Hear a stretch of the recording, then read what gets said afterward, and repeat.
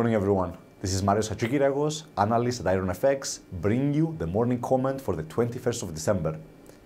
A Riksbank decision, QE extension on the agenda. Today, market attention will shift to the Riksbank policy meeting.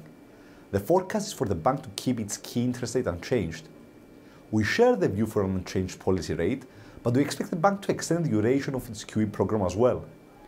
When they last met, officials shifted to a dovish tone, indicating that the probability for a rate cut has increased. Even though November CPI and CPIF both lie below the Riksbank's own forecasts, the difference between the forecasts and the actual print is relatively small. Thus, we doubt that this will be enough to trigger an immediate policy response, like a rate cut or increasing the pace of asset purchases. In addition, we believe that the weaker SEK, at least versus the dollar, may be another factor encouraging policymakers to wait for further information before pulling the easing trigger. Instead, we expect the Riksbank to follow in the ECB's footsteps and simply extend QE. However, the decision may be accompanied with an ultra-dovish message that any further downside surprises in inflation will require further easing. Such dovish signals could bring SEK under renewed selling interest. USD SEK traded in a consolidative manner on Monday and Tuesday, after it hit resistance fractionally below the 9.46 resistance barrier on Friday. The fact that the pair is still trading above an uptrend line taken from the 8th of September keeps the broader outlook positive in our view. Given also that we expect the Riksbank to strike a worried tone today with regards to inflation, we could see the rate to turn up again for another test of the 9.46 territory. A decisive break of that area could carry larger bullish implications and perhaps challenge the 9.63 resistance hurdle.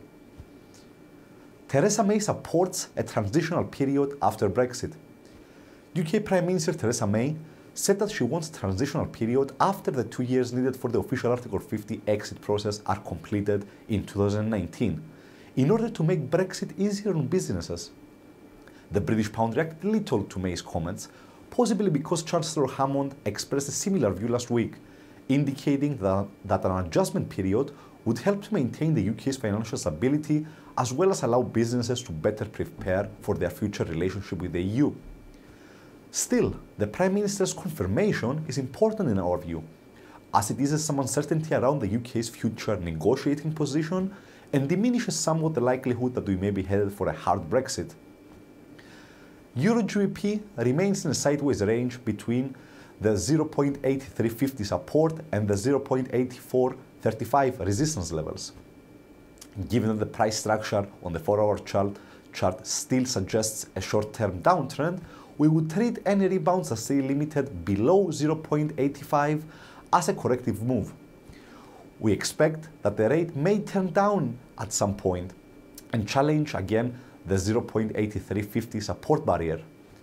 If the bears are strong enough to overcome that level, they could initially aim for the key support area of 0.83.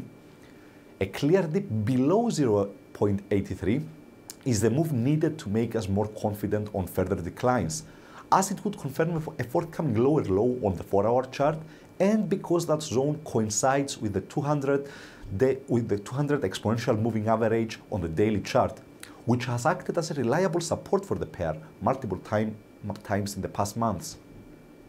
As for the rest of today's events, during the European Day, we get Norway's AKU unemployment rate for October and Eurozone's preliminary consumer confidence index for December. In the US, existing home sales for November are due out. For more information, please read the full comment on IronFX.com or download our app and get all the information you need to trade. Also, you can follow us on Twitter, like us on Facebook, subscribe to our YouTube channel, or circle us on Google Plus to get more trading ideas. This is Hadjikyriacos, analyst at IronFX, wishing you solid trading.